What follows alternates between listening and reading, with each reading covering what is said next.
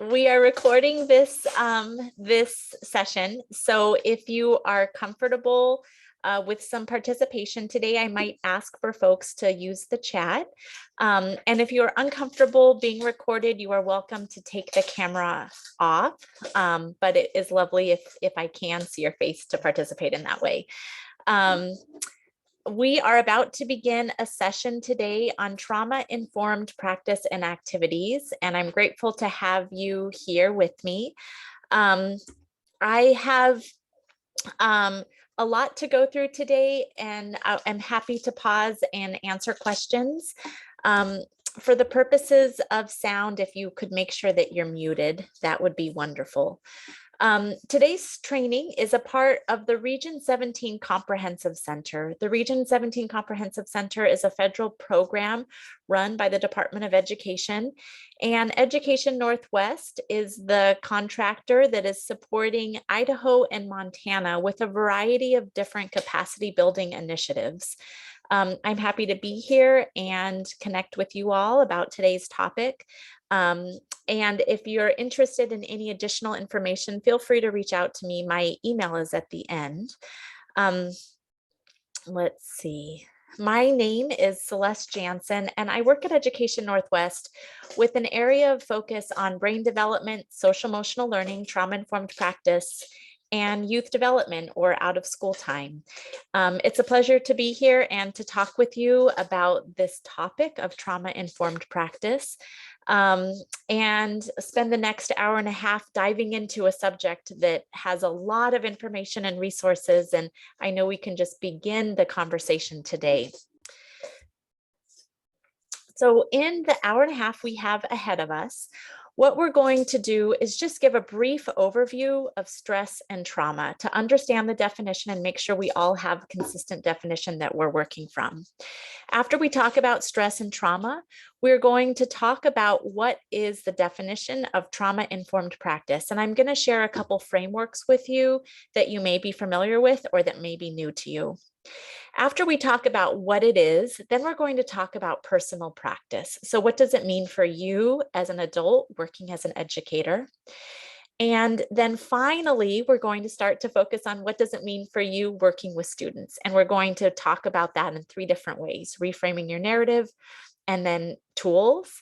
And then finally, we'll have a reflection for you all to also share any interest, lessons learned, your favorite books, topics, resources. There is so much in this area. And I'm always eager to hear the things that you're finding that are really resonating with you. In the chat, I'd love to know who's in the room with us today. So if you could please open up the chat and let me know your name and your affiliation. So if you're with a school district, if you're with the State Department, whatever your affiliation is at job, with your job, if you could go ahead and put it in. Great. Welcome, Marie and Stacy. Welcome, John. Welcome, Gail. Great. Karen, Ashley.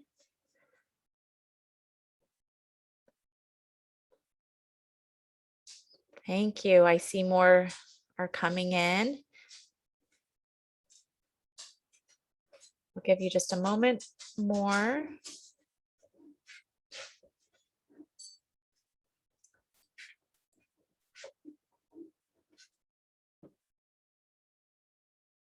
Great. Okay, my next question for you all is also a chat question. And I'm curious where you're at in terms of trauma-informed practice and in terms of your connection to this topic. So if you could tell me how comfortable you feel with trauma-informed practice. And what I'm looking for is really a scale of 1, 2, or 3. So if this is new to you, you're welcome to say new or say 1, meaning that this is all fresh new material. If you are learning and growing, feel free to say you're at level 2. And if you're at a place where you can support others and you can answer questions, please identify yourself as level 3 or say you can support others.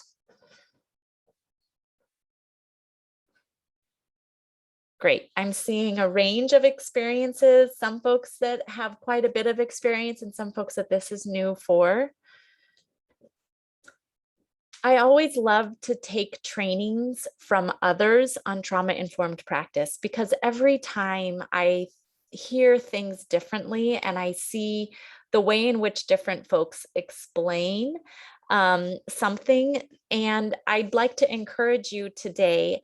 There are 20 folks on the line, so we have to keep the sound muted for sound quality. But please, if there is something that really resonates with you, something that you really like or appreciate, a resource to share, please actively use the chat. It's a great way to share your knowledge. There's a lot of folks who have identified as a level 2 or a level 3. And it would be wonderful to hear the resources and tools and ideas that you found already. There'll be a few times in today's training too, where we will pause and have either chat conversations or even a breakout room conversation as well. So I like to begin every training or orienting you to yourself as a learner and thinking about how you're going to utilize this. If you're not familiar with this research from Joyce and Showers from 2002, it's an oldie but a goodie. I have it hanging on my cubicle. And I like to think about in every professional development session that I participate in, how do I move from just thinking about practice and knowledge to really thinking about how am I building skills? And then how am I putting those skills into practice? So what does it look like for me to take this information that I'm learning and acquire new skills and then bring those skills into the workplace? What we see from this research is that any training that's out there really just scratches the surface on changing practice. And if you truly want to change practice, what you need to do is bring ways that you can take this information and embed it within your coaching systems, within your supervision, ways that you can really make this job embedded. So my invitation for you today, as we begin this training to talk about trauma-informed practice, is to use a tool in order to move from knowledge and skill to really move to practice. And this is what I'm going to suggest. There might be other ways in which you like to support your practice, but I like to do the stoplight reflection. So the stoplight reflection asks you, as you are listening to today's training, to jot down a few things, actions that you want to stop doing or that you see in your school or your site that need to stop happening. Actions that need to continue happening. They're the right actions and you want to remind yourself of them. Let's go ahead and re-emphasize them. Let's focus on them. Or new things that you don't currently do, but you'd like to begin doing.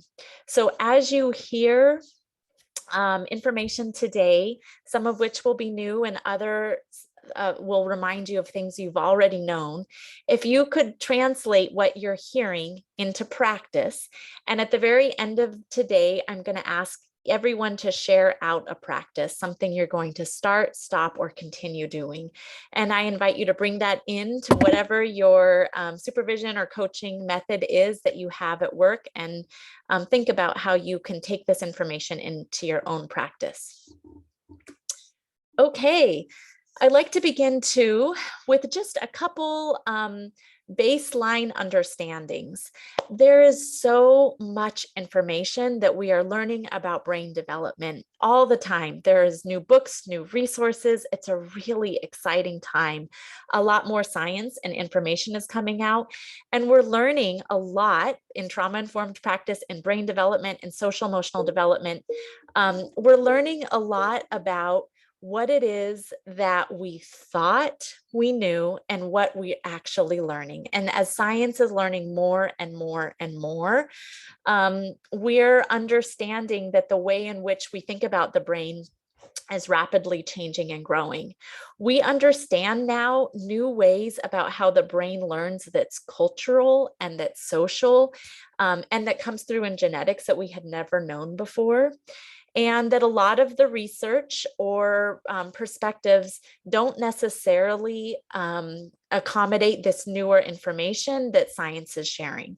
So this all is evolving. So I'm sharing this only to say, as you hear things today, I invite you to just take what you know and help co-construct and learn more about trauma-informed practice. What I'm sharing today is going to be different than the exact same training a year from now, because there is so much that's rapidly evolving as we learn more about the brain and the way that the brain works. So, okay, we're going to begin with a very, very brief overview of stress and trauma. All of these sections are very short, but just a way in which we can orient in the same way to these understandings. There are many different ways that practitioners or clinicians talk about stress and trauma. And there's different categories that can be used by clinicians when they're treating folks. However, for you and I, for educators, as we move through the world, I think this is a really helpful framework for us to categorize the different types of stress and trauma and the different types of experiences that individuals have. That stress indeed can be positive, and there's some really nice TED Talks about positive and tolerable stress and how you can use those to benefit yourself in terms of deadlines and supporting your own habits. Then there is something called toxic stress, and toxic stress is really defined as a type of stress that is prolonged and deep, and something that often has an ongoing experience that might not be buffered by positive protective relationships. If we look at this definition of toxic stress, I recommend looking at the SAMHSA definition. The SAMHSA definition says the concept of trauma or toxic stress is really centered around 3 E's. We're talking about an emotional or painful, distressing event or a series of events, and that event is experienced by a person. And that experience could look a couple different ways. It could be intense, it could be prolonged, it could be something that happens very quickly. But as it is experienced by a person, that person then experiences lasting physical and mental effects. So this is the definition of trauma that we like to think about. As clinicians have begun to do more and more work on understanding trauma and stress, I've also seen a broadening of the definition. So as you may have seen in earlier books or in earlier literature, there's a focus on an individual and that individual experiencing an acute event or a chronic stress. But in addition, there is also some really interesting newer literature that's coming out that also looks at the impact of community trauma. So that is the impact of individuals within a community, but some of those experiences might be something that's not experienced by a sole individual, but really by a community, and could include something like intergenerational poverty or long-term employment or chronic disinvestment within a community. We're certainly seeing and experiencing some form of community trauma as this COVID pandemic goes on and on. So there is a definition of trauma and stress that is really broader now than potentially the definition that when you were first exposed to this definition before, there was a much more of a narrow lens. But as we learn more, we're seeing that grow. Another way in which we're seeing the definition of trauma grow is just considering what is trauma. And I have on the screen an example of many different types of traumatic experiences that individuals have. For those of you who are familiar with trauma and some of the literature and research around it, you might recognize these 10 stressful or traumatic experiences that are in green. Does anybody know what they are? What they're named? I'm looking at the chat. Feel free if you have an idea to put them in the chat. I'll wait just a minute more. Yeah, great. So the 10 green experiences are adverse childhood experiences, or ACEs. And if you're not familiar, from the research from the CDC and Kaiser from Southern California, the ACEs are a really helpful window to understand the effects of trauma on an individual over the course of lifetime. A lot of trainings center around the ACEs. And while I think the ACEs are really helpful in understanding the significant amount of health and psychological long-term consequences from experiencing stress and trauma, it's important to also recognize that that doesn't incorporate everyone's aspect of trauma, and that it's much broader than that. And so really it's helpful to understand the ACEs if that is a new amount of information for you, or a new type of experience to learn about the ACEs, but also just to put it within context. I had an opportunity several years ago to meet one of the lead researchers who was responsible for looking at the data as Kaiser got the data back in Southern California. And what he said is that the amount of correlation between these adverse childhood experiences and the health consequences were something that in his 30 years as a researcher, he had never seen before. It made him rock back in his chair and burst out crying. This is a very real and very significant set of data from which we can really understand ACEs, and yet it's something that, or we can understand the impact of trauma, and yet it is also dated and has a narrow window. So I like to give a little bit of a disclaimer just to help understand the greater context.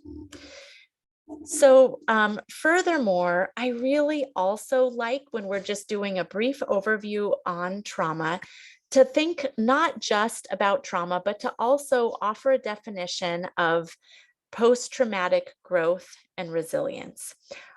Working just on looking at trauma, it can feel a little bit like your destiny is sealed. If you think, oh, these childhood experiences happened to me, or something very stressful happened to me, and now there is nothing ahead for me except bleakness.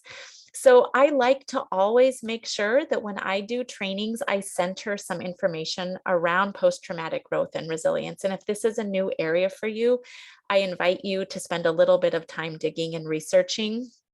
I like this quote in particular. I'm going to pause and read it out loud.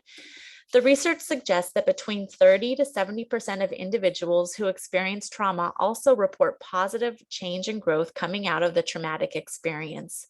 Post-traumatic growth is defined as the experience of individuals whose development, at least in some areas, has surpassed what was present before the struggle when the crisis occurred.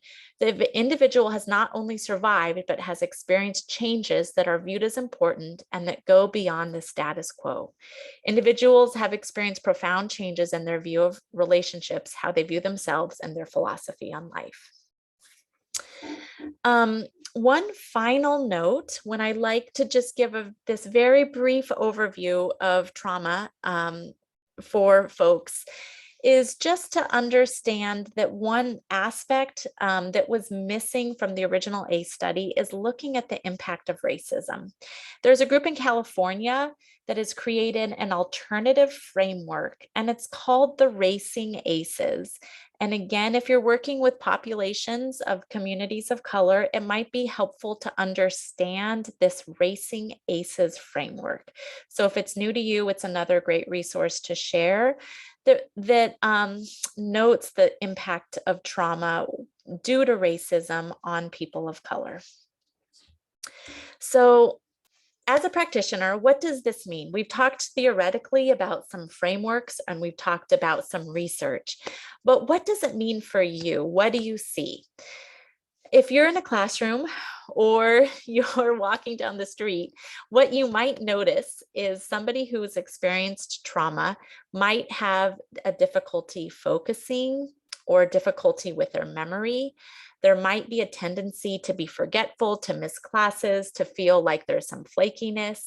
You might see some challenges with emotional regulation that might look like flying off the handle or bursting out in tears or shutting down. You might see some fear of taking risks.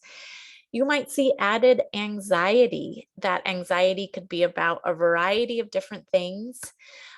You might see anger, helplessness, dissociation. You might see withdrawal, and you might see involvement in unhealthy relationships. Now, if I pause for a moment and ask each of you if you see this in the classroom every day, I think a lot of folks would say yes. So unfortunately, we know that their impact of trauma is significant and it's pervasive. And when you begin to unpack what trauma-informed practice looks like, one of the questions we always wonder is, what happened to someone? And are they suffering from trauma? And therefore, should I be changing my response? The problem with this point of view is that the more that we try to uncover what someone has experienced, the more that we can actually re-traumatize someone when we're not seeking a therapeutic response or we're not working with them in a therapeutic way, and we're just trying to educate or to support something that's happening within a school. So your response as a practitioner, an educator, is not to try to dive deep and understand exactly what happened in someone's experience. But really, this is a beautiful quote from the book Fostering Resilient Learners. Rather than attempting to save a particular student, it's more effective to concentrate on being safe enough for all students who enter our domain. So this really is the broad aspect, if we're going to talk about trauma within schools, to say we know that trauma exists, we know that it's prevalent, we know that it's interrupting the learning that's happening in the classroom. We know that we're not therapists and that we're not trying to provide therapy within the classroom, but really what we're trying to do is reorganize so that we make sure that we are safe enough for all who enter our domain. So that's the basic tenets of stress and trauma, and we're going to get now into trauma-informed practice. So I want to pause just for a second. We could have spent 100 hours talking about the brain, the amygdala, dysregulation, and the impact of trauma, the prevalence of trauma, and all of those are very important to know. But in the context of today, where we're trying to talk about practice, I'm speeding through it. So I want to just pause for a second and ask if anyone has any burning questions or any favorite resources that are burning and that you'd also like to share. I'm going to open up the chat for a moment and just see if there is anything at all.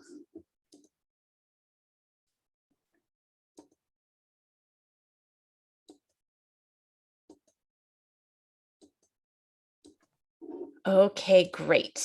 We have a lot to continue with, and please feel free to use the chat and ask any questions if you need to going forward.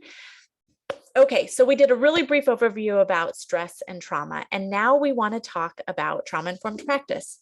So again, this is a very brief overview, but trauma-informed practice, this is a definition that I think is really helpful. It's similar to the SAMHSA approach, but there are 3 states in the country that have agencies that provide state level support around trauma to different state agencies and nonprofits and businesses. So Trauma Informed Oregon is one of the leaders in the country, and this is the definition that they use. What is trauma informed? A trauma informed approach invites individuals and organizations to realize the impact of trauma and its paths to recovery, to recognize the signs and symptoms of trauma, and then finally to respond by utilizing this knowledge in policies, procedures, practices that ultimately resist re-traumatization. So your job as an educator in being trauma informed is first and foremost just to know that there are folks in your classroom and in your community and in your school that are dealing with trauma, to recognize some of the potential signs and then to really focus on your response.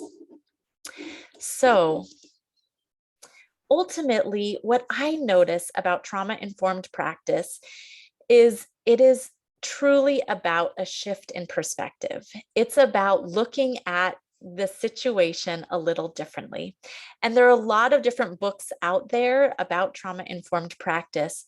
I really like the book Fostering Resilient Learners, which many of you know, one of the authors was a school administrator from Idaho. What that book does is over and over again shows the shift of a traditional point of view to a trauma-informed point of view, where the principal would say, an educator came into my classroom and we worked through this example.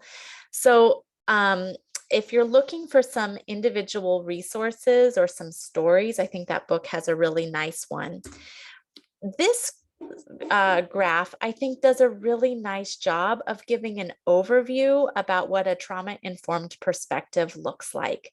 A trauma-informed perspective moves from a traditional view of thinking that challenging behavior comes from deficits to understanding the challenging behavior often is a result of an individual coping from trauma, and that behavior is really automatic. It's related to the way that the brain processes stress.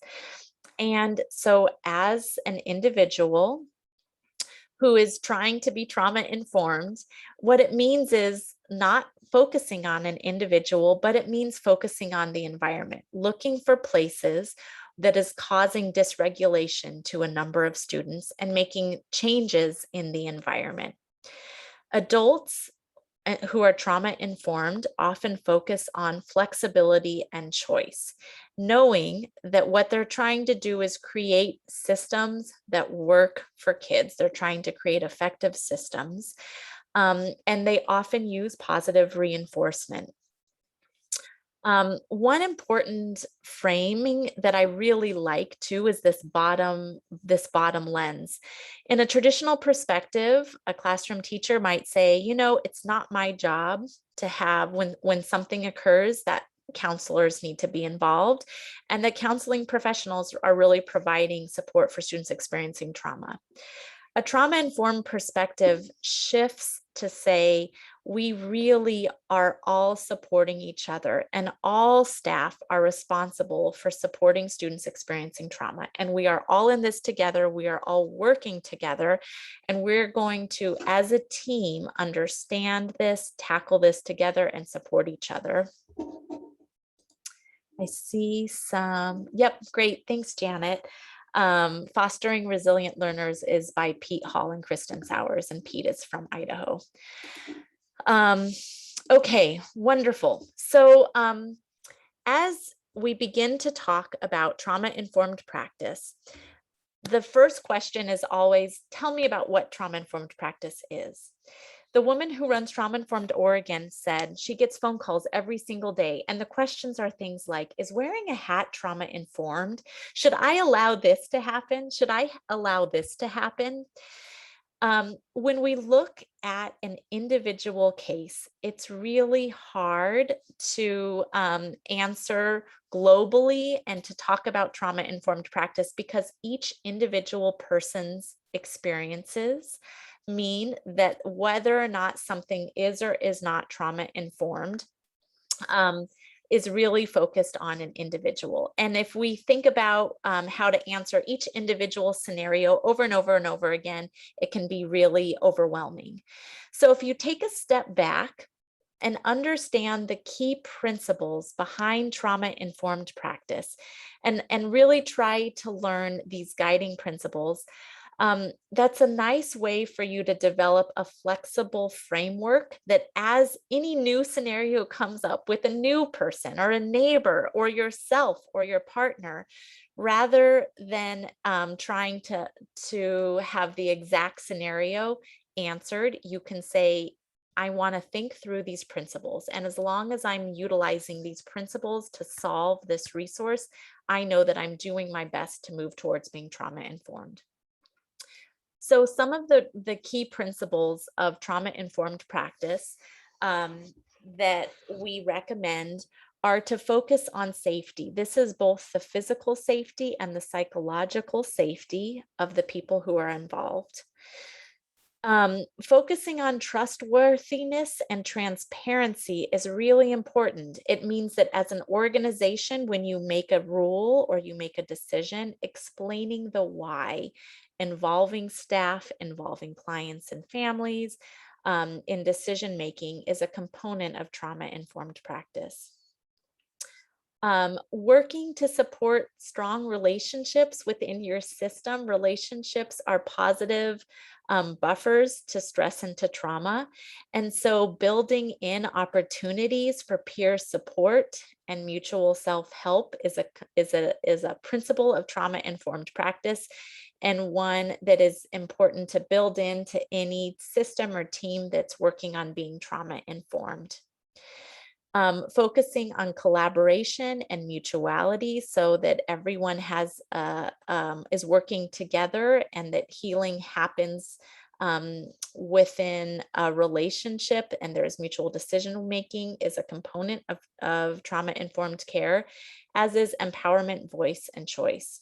And then finally, recognizing that trauma happens within a society where there are cultural, historical, and gender issues that might be impactful as well. So what those principles mean in practice is that as an organization is becoming more trauma informed, there are some core steps to take. And here's a couple of them that I notice. It's very important that as you make a new policy change that you're explaining the why behind a decision. You're helping others know what to expect so they're not shocked and move into a traumatic response. You're supporting the regulation of yourself and others around you. And you're really thinking about relationships, how to prioritize relationships instead of prioritizing just the system or prioritizing rules. For leaders such as yourself, as you're moving a school to become more and more trauma informed, I really love this resource. If you haven't seen this resource, I would just highly recommend it. It's called the Missouri model. And what happened in the state of Missouri is that several different state agencies came together to say, we want to work to be more trauma informed. And we want to understand that it doesn't happen overnight and that we need to work with teams and we need to build resources over time. So this is a rubric. It's got 4 different levels, and it starts off with what are the first steps that happen within an organization that are just beginning to be trauma informed. And then as an organization gets more and more and more experience, there's more leadership, there's more practice. What does it look like to deepen your work? This is one of my favorite tools for leaders that would like to have a roadmap on how to be more trauma informed. And I'm going to pause for a second and just copy. I'm going to copy this and put it in the chat so that you can find the right link, because it is such a great tool and I want to make sure that you have access to it.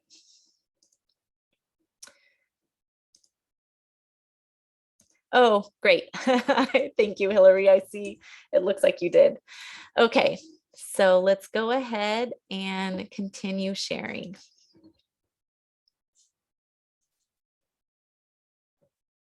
Oh,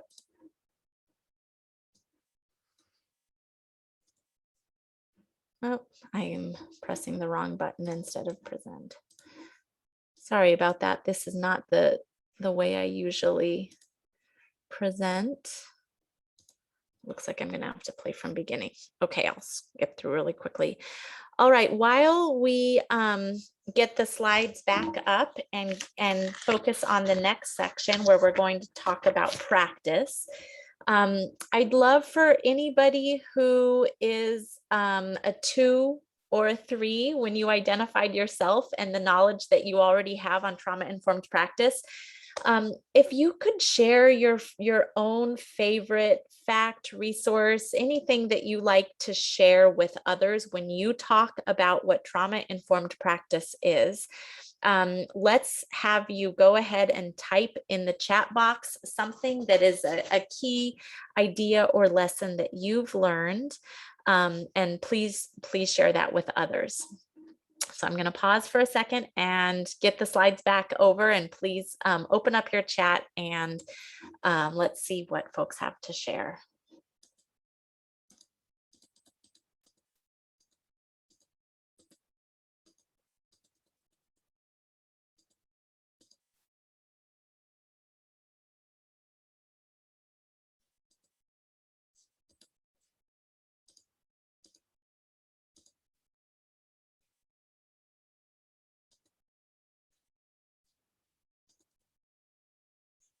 All right.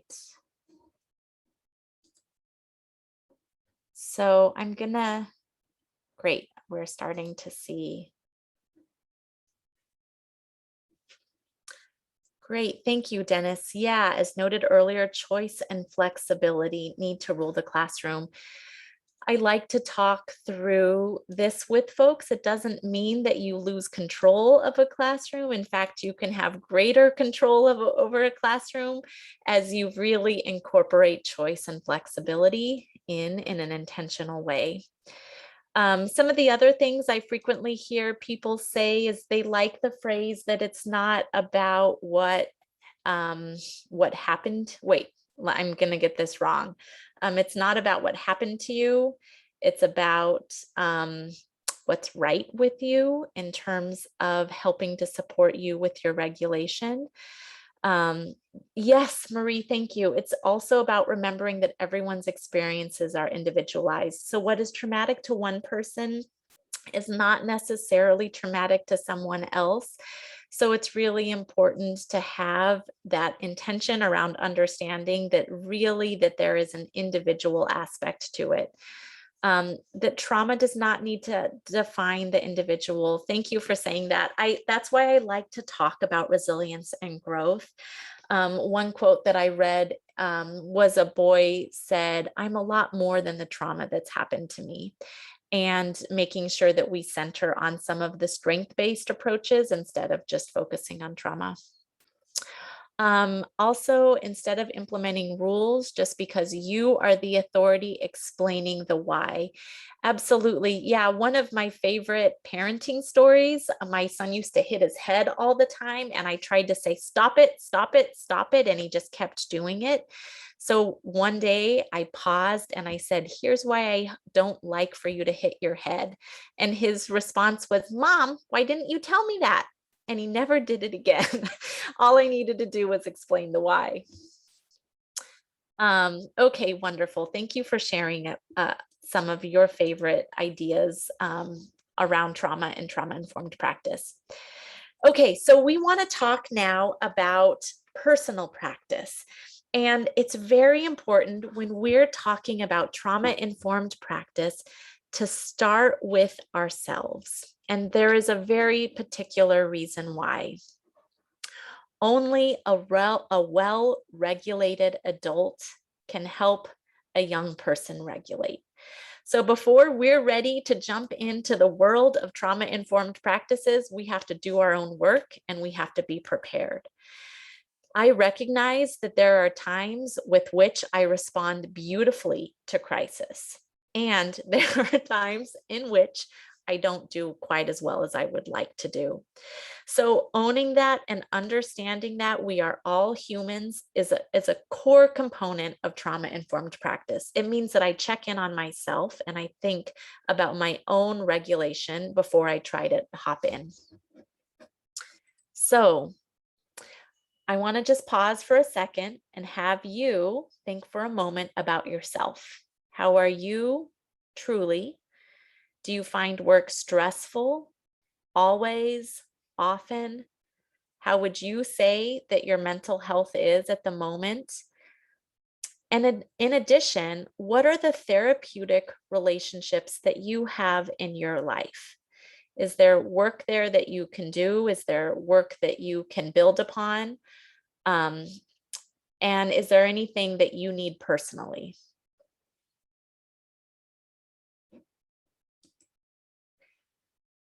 Um, how we are internally matters to each other for many reasons. And when I do this training in other states, sometimes I'm able to find information from the teaching profession on the status of teachers that say things like 70% of teachers are stressed and ready to leave the classroom, or find that the trauma of their students triggers the trauma of themselves.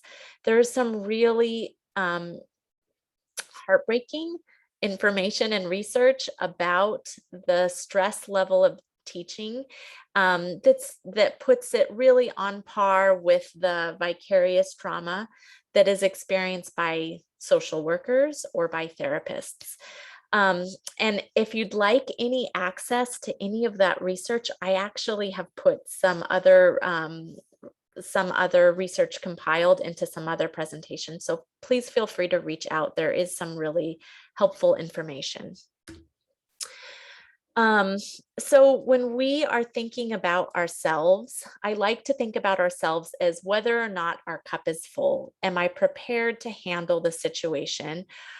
Every single time I have something stressful happen, or I'm not well prepared, or I'm hungry, or I'm tired, it's just a tablespoon is out of that cup, and pretty soon my cup is low. I recognize that I am role modeling how to behave, but I am also doing more than that, and that I'm projecting with my mirror neurons how to calm down.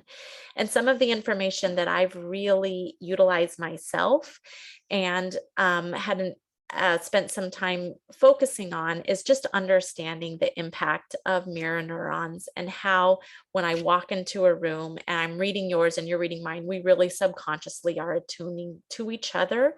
Um, and that making sure that I'm prepared for the work at hand is something that is very important. And as we are about to begin a new teaching year, it's important to ask yourself, how are the adults in your system? Are there ways in which to support them? What questions are you asking? Are they prepared when they walk into a classroom to meet the needs of all students, or are there things that need to happen?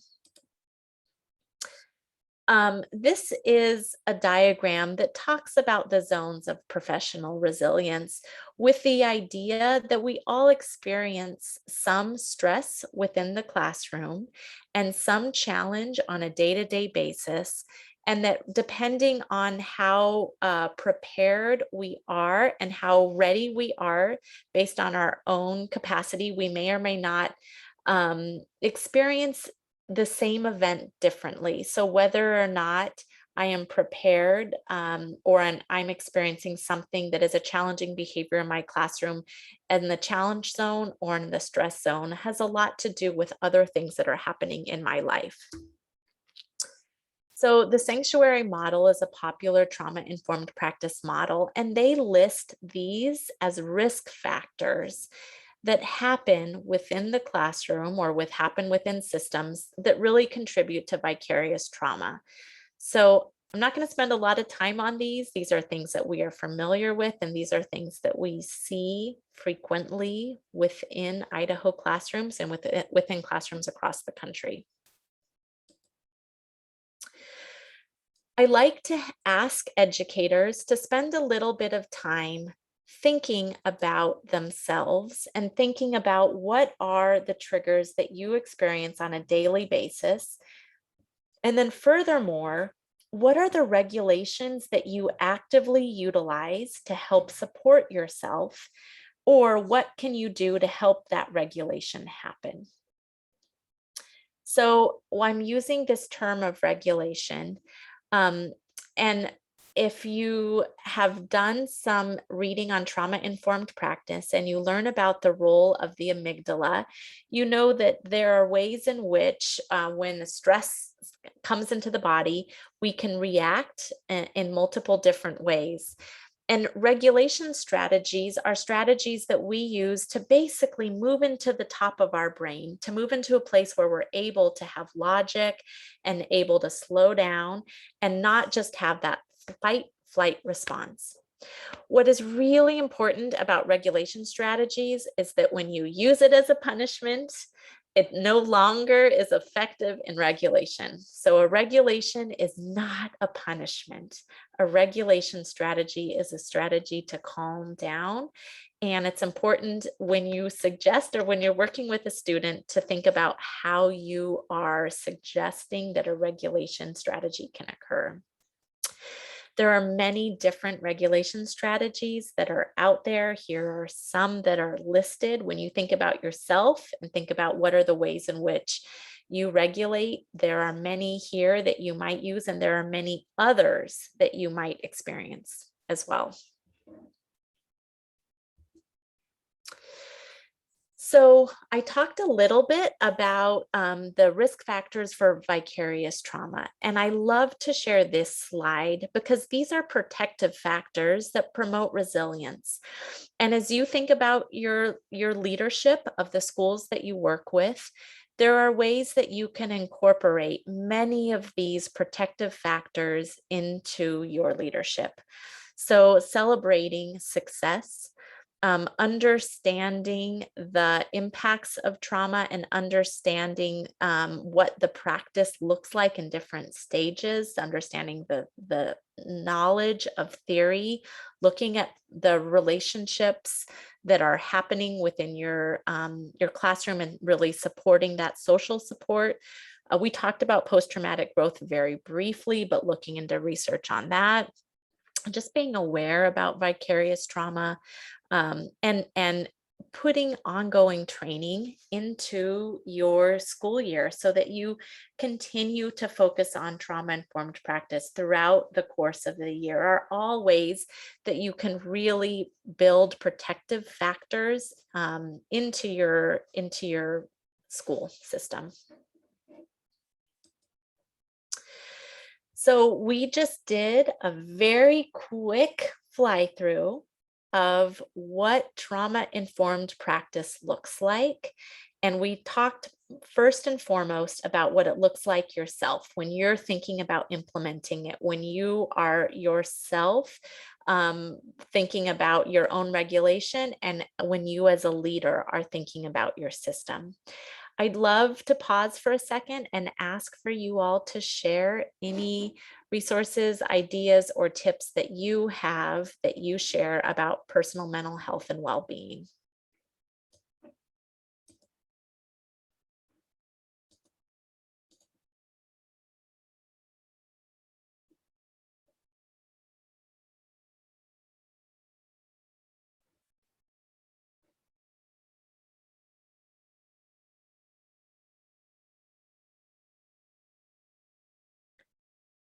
I see folks typing, so I'm going to pause just a moment longer and invite anybody who'd like to share a resource, a tip, a tool, please do so.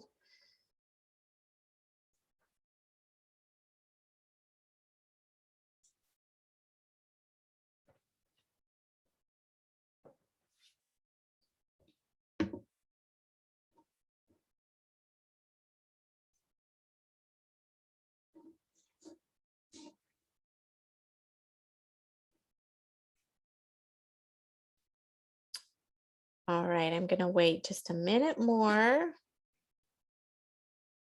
All right, Dennis shared DNRS, where trauma loops are treated like a brain injury. Dennis, could you share a little bit more about that?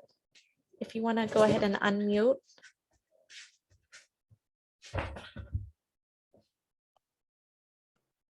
Can you hear me?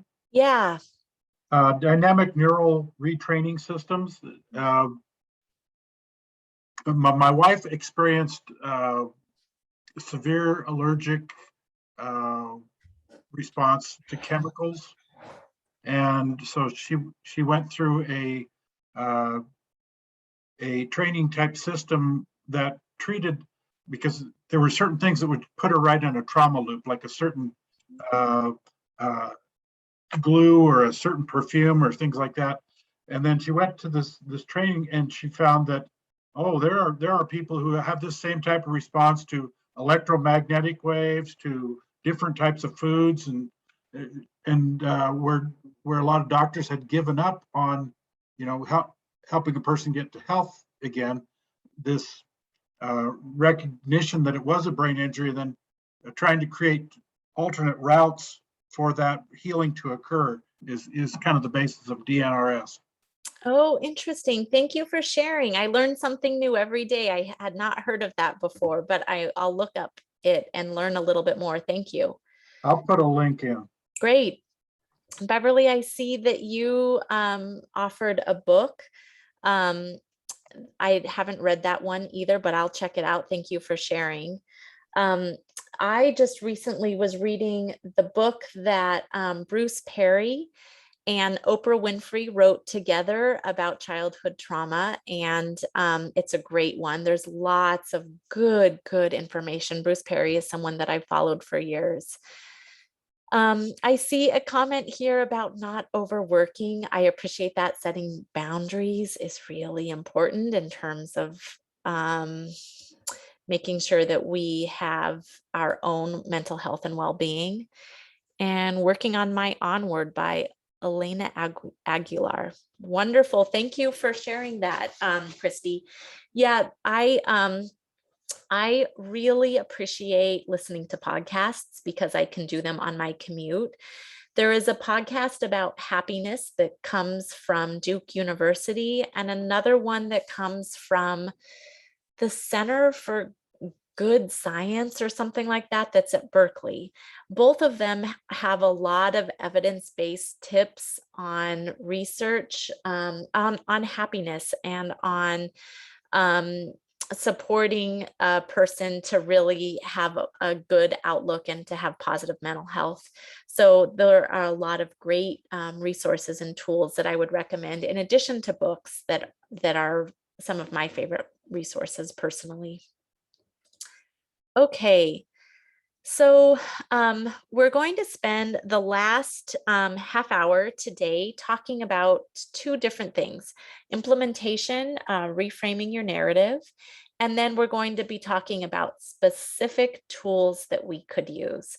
When I talk with practitioners, they always like to jump in to talk about tools immediately, but I think it's really helpful to really spend a little bit of time laying the groundwork. So if you were here just for the tool section, I'm really grateful that you've been here with us through the last hour as we've talked about the brain and trauma-informed practice.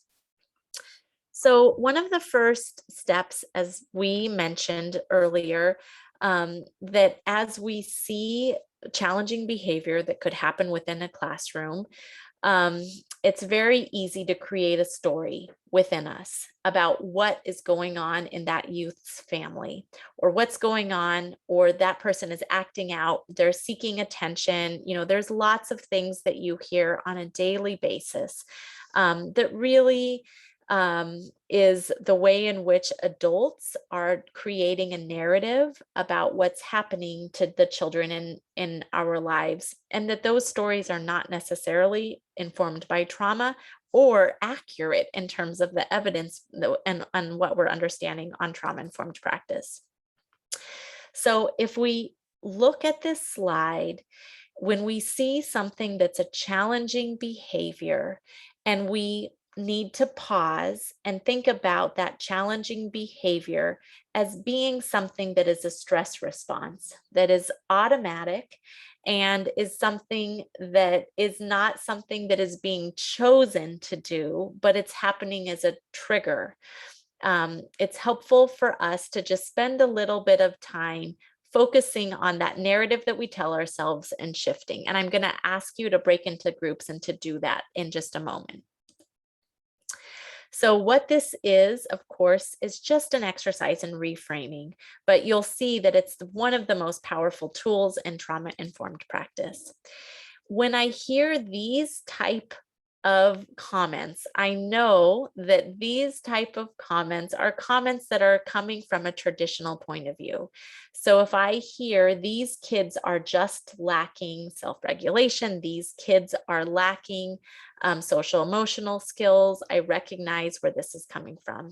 Any narrative about families just don't, or how do we fix a disadvantaged students, or of course, if they would only just listen to me, are things that of course we have all said, we have all felt, we have all experienced all of these. And it's helpful as we are jumping into those narratives to pause our thoughts and to try to do a reframe. So what I'd like to do is just break you into groups of 2 and have you discuss each a scenario in your life, in your classroom, where you are going to do a reframe, where there's something that you could look at one way and you're going to look at it another way. We'll just have a small group for a couple minutes and have you work together to share. And then when we come back, we will go through the last section, and the last section is about tools. So I'm looking for a moment at Michelle. And Michelle, could you put everyone into a breakout room? Yes, I can. How long? Let's have those breakout rooms for, gosh, we could probably do them for about 8 minutes, so 4 minutes each. That'll give people time to just introduce themselves and think of a scenario as well. Okay, here we go.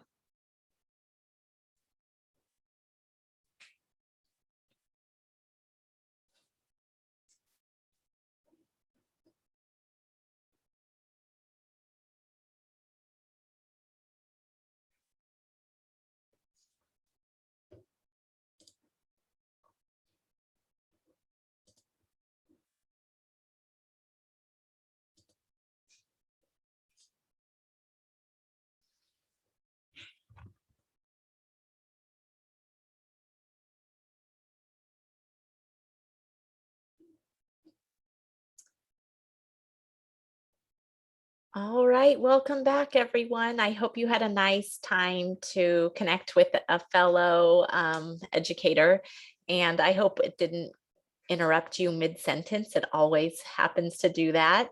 Thank you for spending just a little bit of time connecting with each other and talking about your experience. I want to pause and just ask if anyone has anything they'd like to share. We've got a smaller group now. We have just a couple more slides to get through.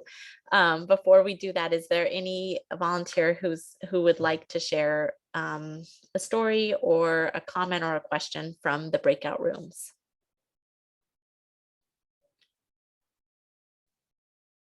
I'd like to invite Lachey to share some of her experiences in the contrast where she'd worked with, let's say, a little more difficult youth situation.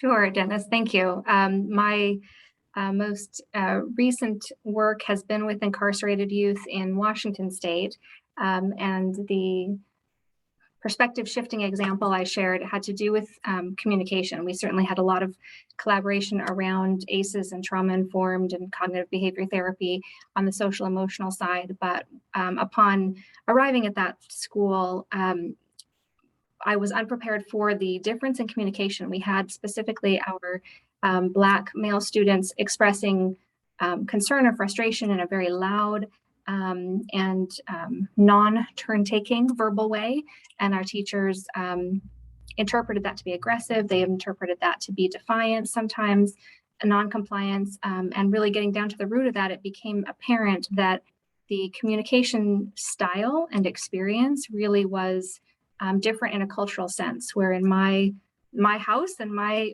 personal life, I do a lot of turn taking when it comes to communication, very reciprocal, with pauses and don't talk over people as a general practice. And we found that our Black male students very often communicated even amongst themselves in a loud and boisterous way, and by talking over top of each other as a part of their normal communication. So it took me some time to shift my perspective to understand those differences and then help our teaching team kind of make that shift as well.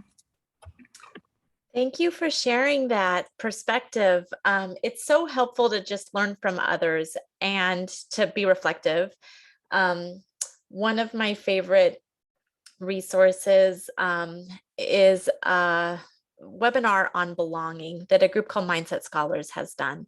And they interview a young, dynamic CEO of a school that's called Kingmakers of Oakland. And he says things in a way that is very powerful and really helps me think about communication. And one of my favorite phrases is he said, "We don't do behavior management with our kids, we do leadership development."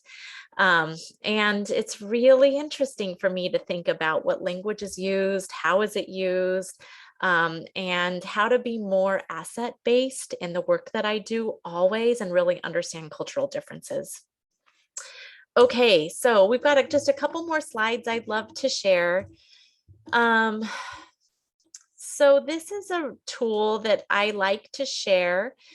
We talked already about making sure that you are prepared and that you are regulated before you jump in to support a student in their regulation. So this is a tool you can teach staff to think about the 4 R's: regulate, relate, and reason. Or really, we just had an opportunity to talk about reframe. So I like to think about this as the regulate, reframe, and reason cycle. Before you jump into working with kids, make sure you're online, make sure they're online. Think about the reframe, think about the story that you're telling, and then jump into reasoning. In doing so, you'll have a very different interaction than just jumping in before the first 3 boxes. So I want to just jump through and talk about a few different evidence-based strategies that we've seen that can help build trauma-informed practice within your classrooms. Again, I like to always do these only after there's at least some foundational knowledge of brain development, of trauma, and of trauma-informed practice. But strategies that we know that are effective are building relationships, are providing a predictable and emotionally safe environment, teaching regulation and brain development to students, using body awareness and breathing techniques, and also incorporating restorative approaches to discipline within your classroom. So what I'm going to do for the next few slides is give some examples or some tools for these different strategies. These are not expensive curriculums that you would need to buy. These are all things that you could incorporate for free. And they're really strategies as opposed to a packaged program.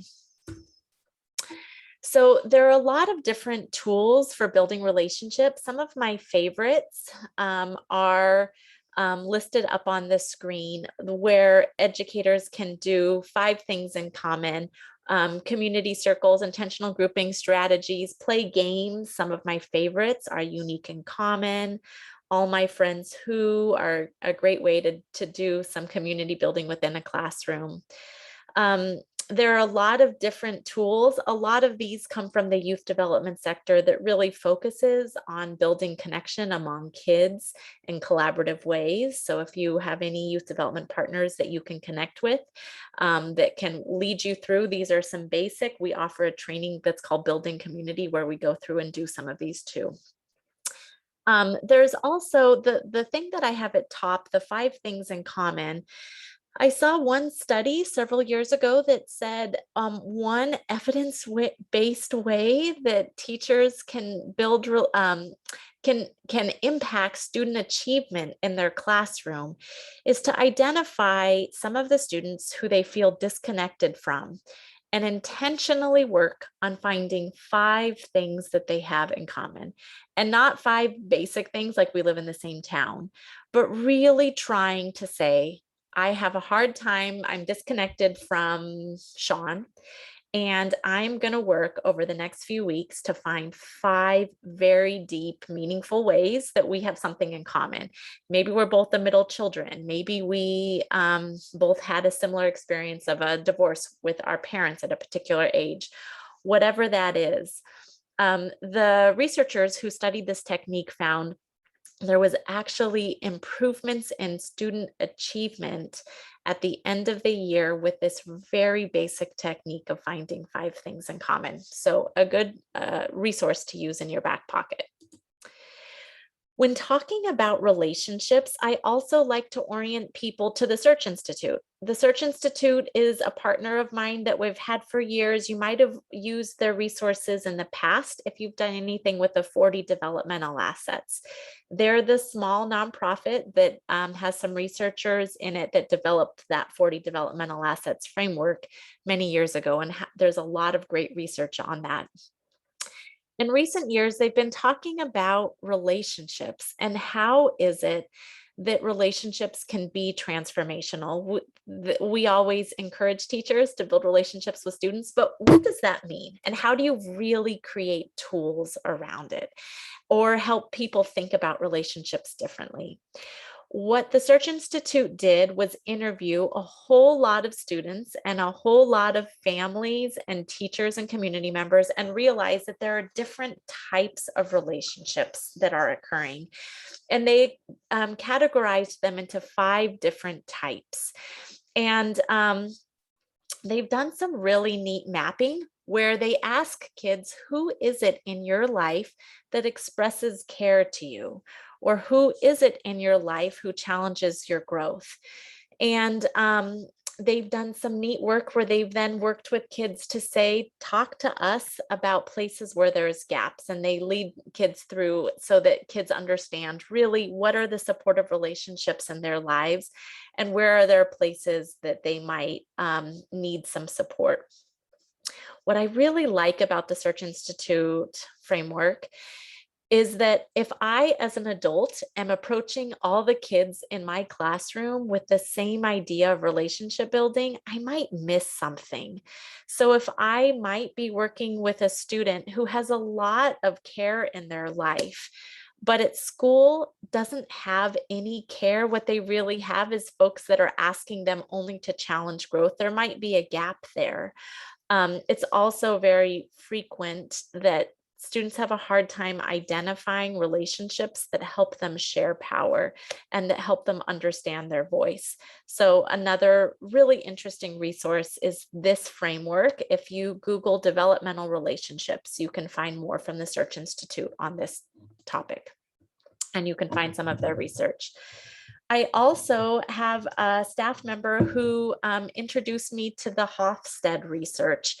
And this is research that happens in business where they can spend a lot of time thinking about why something works or doesn't work internationally when we're trying to sell products or to create business strategies. So Hofstede has looked at the United States dominant culture versus Mexico's dominant culture versus China's dominant culture, and has a lot of data on the different ways in which cultures are oriented. They've got a really fun website where you can pull up different countries and compare them. And one of the practitioners that I work with at Education Northwest has really helped me better understand classroom dynamics using this framework. So if you come from a culture where there's not a lot of hierarchy, you might think about building a relationship with your students differently than if your students come from cultures where there is a lot of hierarchy. So again, a different tool that you can use to reframe and to think about building relationships, but this is much more with a cross-cultural lens. But a lot of good research and data comes from Hofstede. One of the strategies that I recommended is teaching regulation before you need it. And there's a bunch of great tools. I sometimes find infographics for free on the internet, but ways in which you can actually teach brain states or teach experiences, teach emotions to students so that they recognize what is happening to them and can calm down. I had this experience with my son where he talked about flipping his lid. And because I had done some work and understood what he was talking about, I knew how to support him in having that conversation. But there's a lot of great resources, there are tools, there's quite a bit in both within paid curriculum, but also there are free resources online that help you teach regulation or label emotions before you actually need it. And here are some examples that I have found, another one as well. That's really wonderful.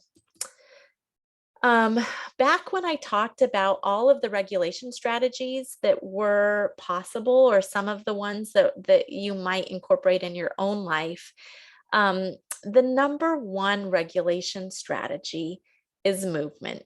And we know that because we are wired to have the fight or flight response, that really movement helps us de-escalate and helps us calm down in such a significant way. I like to think about movement being like a giant sponge. When you have stress, all of these molecules ping around in your brain that are stress molecules, and movement essentially just wipes them clean and gives you the opportunity to start with a clean slate. So using movement to help regulate is an incredible, powerful tool for working with students or for calming down yourself. It is really our number one resource that we have. Ways that I have seen this done is, of course, going for a walk or a run. But also, if you don't have that luxury, having a rubber band and doing some rubber band stretching. I was in one training where the gentleman who was the trainer passed out a peacock feather and had all of us balance a peacock feather on our fingers as a way to use movement to really center ourselves and to focus. It was really positive and really effective. There are also a bunch of resources that you can find online for free that are strategies where you use one side of your body and the other side of the body, and then alternate to help calm down. If you Google cross the midline or bilateral integration, you can see some examples of what that looks like. There are also breathing techniques that, of course, you can use.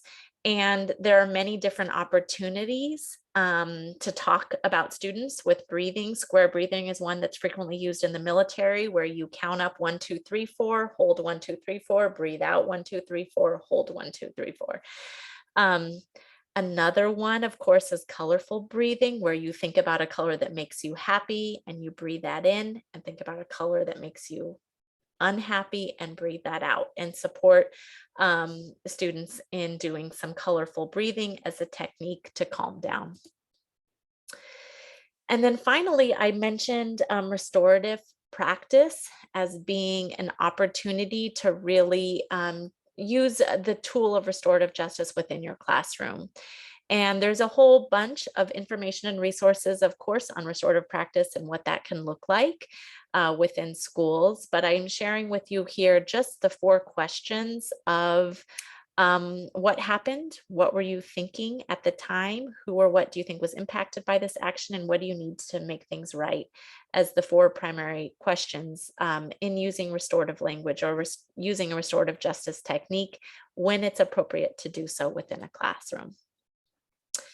So let me look at the time. Okay, we have 5 minutes. So rather than sharing our favorite resources, I'd love to invite you to just share in the chat one practice, going back to what we set up at the very beginning, any practice that you heard today or anything that was a framework or a research study that you're interested in learning more about, anything at all, let's think about this through the start, stop, or continue lens. So if there's something that you want to stop doing, continue doing, and start doing includes learning more about something, feel free to just open up your chat, and I'd love for everyone to share one practice as a closure for today's training.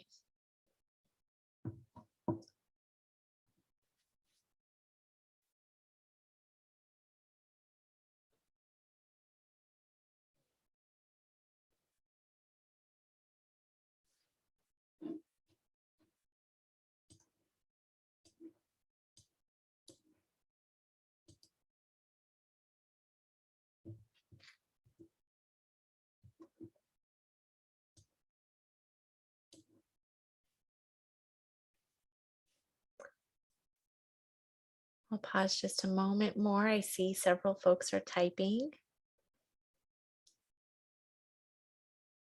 Great. Racing Aces, SAMHSA's concept of trauma and the, oh, it's the Missouri model, not Mississippi model, Missouri model. Anything else?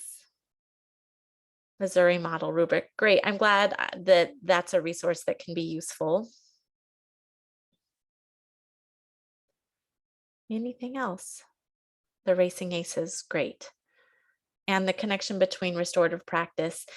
Yeah, I think one of the things that happens at a district is districts are really responsible for helping to make sense of all of these different initiatives and how they come together. I love, some of my favorite resources are MTSS models that include restorative practice, social emotional learning, trauma-informed practice, and try to make sense of it for everyone because they're all interconnected. And a district's job is in many ways to do that meaning making to support the educators within. So I've found a couple really good examples, and I'm always trying to collect more. If you have something you love, please send it my way. Great. And Dennis, it sounds like the reframing conversation that you had was really a powerful one that will carry with you, which is wonderful. Thank you all for spending an hour and a half with me. This is a topic where we could certainly spend days and days talking. I have a raging headache, so I apologize too for being with you in a state that was less than ideal, but I'm grateful to have had this opportunity. If there is something that I was unclear about, I apologize. Please reach out to me and I can send you resources. I've got a lot of really nice tools and slide decks and research, and we have slide decks that are more in depth on understanding trauma or understanding trauma-informed practice that when I do trainings that are just 2 hours focused on one or the other. And so I'm happy to send any additional information. My email address is here. And so please feel free to reach out if there is anything at all that I can provide. And before you leave, there is a survey that we need to ask everyone to do. This is on behalf of the funder, which is, of course, the U.S. Department of Education, the Federal Department of Ed. It's a very short podcast, a very short survey. And so if you could open it up and fill it out, that would be wonderful. Thank you again for spending this time with me today. And please reach out if you have any particular questions or anything that I can help you with. And again, thank you for spending this time with me. I'm going to hold on for a second. If anybody has any questions, feel free to stay on and ask them. But if you want to hop off, you are free to go. Thank you.